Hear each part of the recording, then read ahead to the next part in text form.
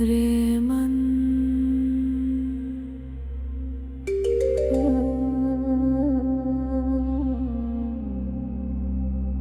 रे मन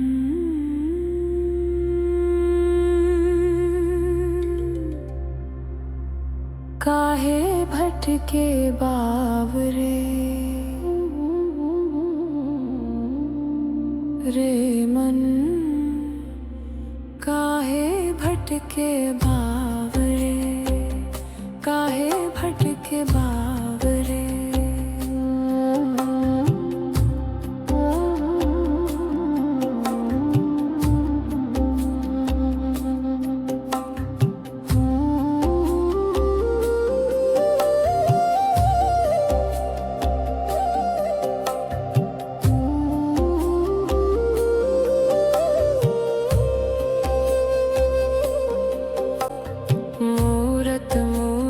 मूरख ढूंढे पोथी पढ़ मुस्काए तीरथ तीरथ जल में नहाए मन का मैल न जाए। मूरत मूरत मूरख ढूंढे पोथी पढ़ मुस्काए तीरथ तीरथ जल में नहाए मन का मैल न जाए। जिसको खोजे वो तुझ में है देख न पाए आवरे। बोलो काठियावाजी महाराज की जय। बोलो संत दास काठियावाजी महाराज की जय। बोलो बाबाजी महाराज की जय। श्री उद्धव दास काठियावाजी महाराज की जय। उनके शुभ आविर्भाव तिथि की जय। श्री स्वामी सन्तदास काठिया बाबाजी महाराजेर साधु शिष्य श्री उद्धव दास काठिया बाबाजी महाराजेर आविर्भाव तिथि आगामी 25 आषाढ़ 10 जुलाई कृष्णा एकादशी এই শুভ দিনে আজ থেকে অনেক বছর আগে জন্মগ্রহণ করেছিলেন এই অখণ্ড ভারতবর্ষে বর্তমান সময়ে বাংলাদেশের শ্রীহট্ট জেলার আবদামানিক্য গ্রাম যাকে বলা হয় আবদামানিক্য এবং জেলা হিসাবে শ্রীহট্ট ব্যবহার করা হয়। উদ্ধব দাস কাকাজি মহারাজ তিনি 2 নম্বর সাধু চেলা এইরূপ লেখা আছে তার পুরনো ডায়েরিতে। তিনি ছিলেন তার পূর্বাশ্রমের নাম ছিল শ্রী উমেশ দত্ত। তার পিতৃদেবের নাম বনবিহারী দত্ত, মাতা কামিনী দেবী।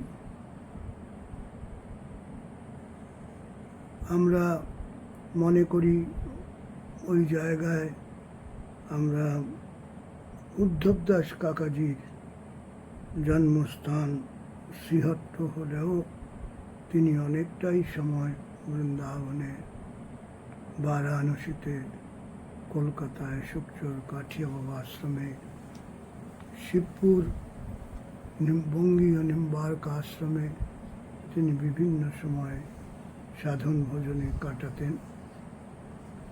শ্রীমদ্ ভগবদ গীতা 10ম অধ্যায়ের 41 নম্বর শ্লোকে আমরা দেখতে পাই যজ্জদ বিভূতি মৎসত্বম শ্রীমদ উর্জিতমেব বা তত্তদ এবাবগচ্ছত্বম মম তেজো অংশ সম্ভবম।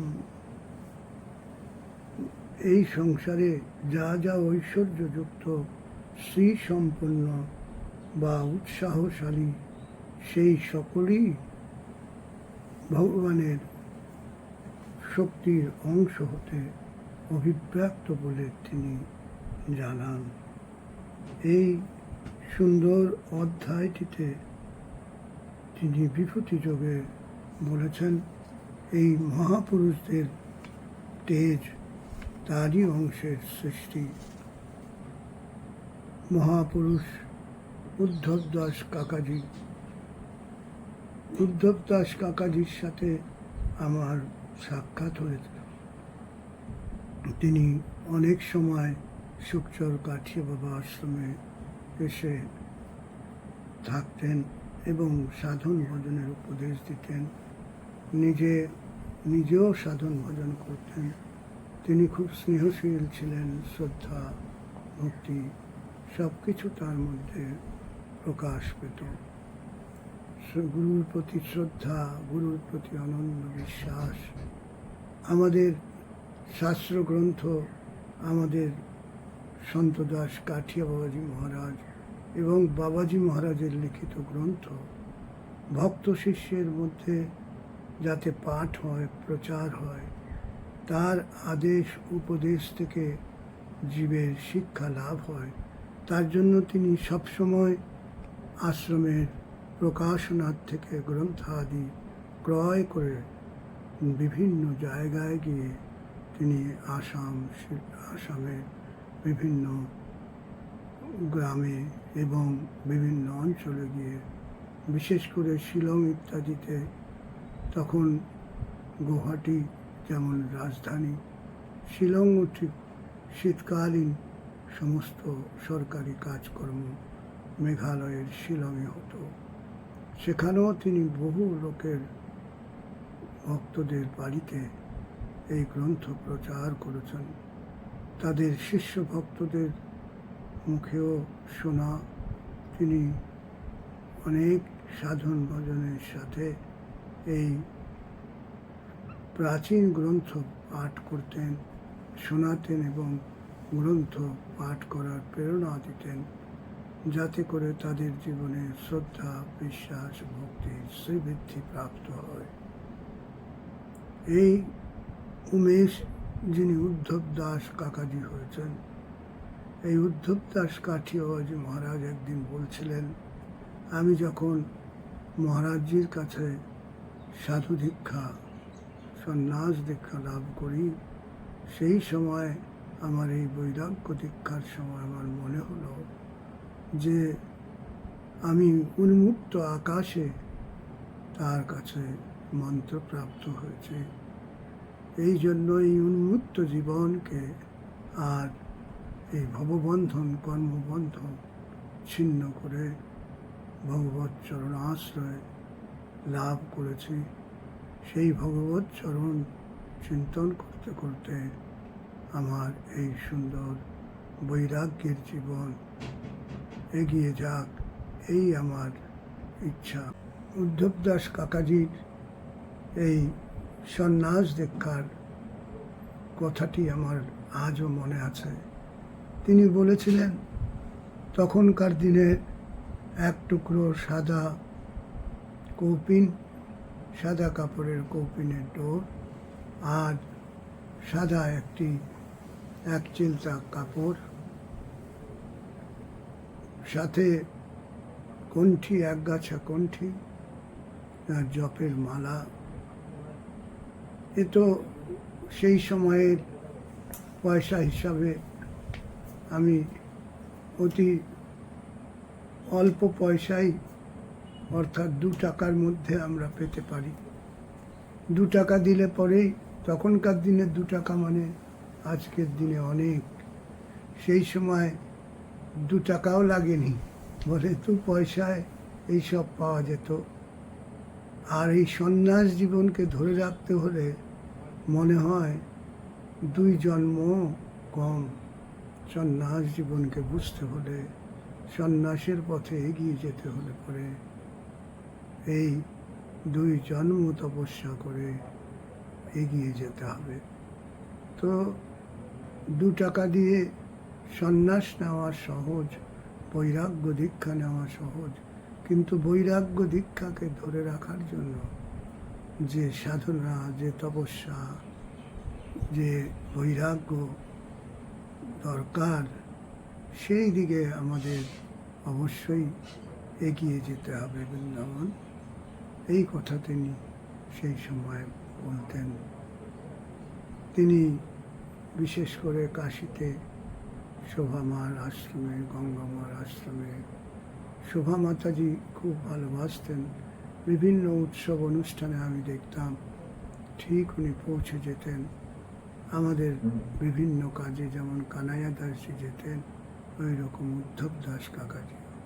উদ্ধব দাস কাকাজি নিম্বার্ক আশ্রমে থাকাকালীন বঙ্গীয় নিম্বার্ক আশ্রম শিবপুরে উনি পতিত পাবনজি, আরেকজন শ্রীপতি বাবু, এরা সবাই চেতেন যাতে আমি মাঝে মাঝেই ওনাদের সঙ্গে যাই, পৌঁছাই, সঙ্গ পাই শিবপুর আশ্রমে।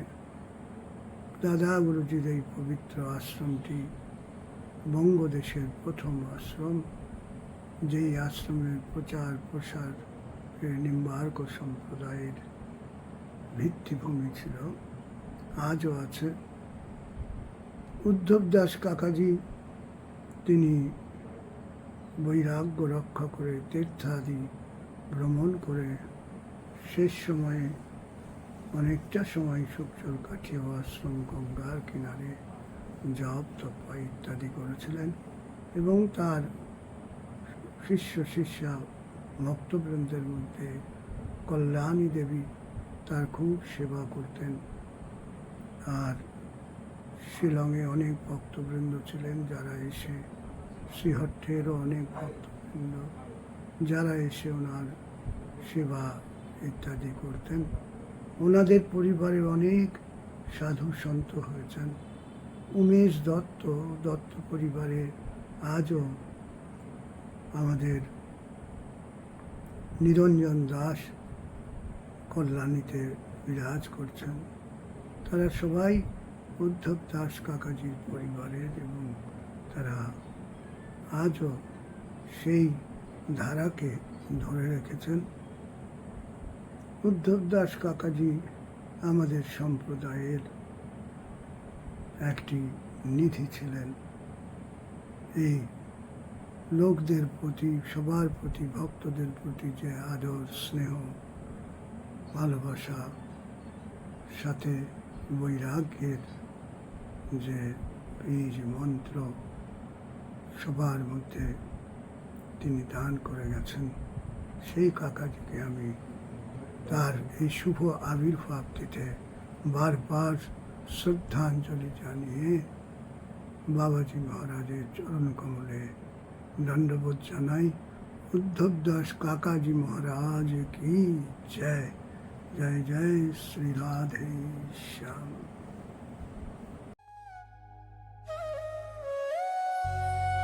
मुखड़ा क्या देखे दर्पण में, दया धर्म नहीं मन में।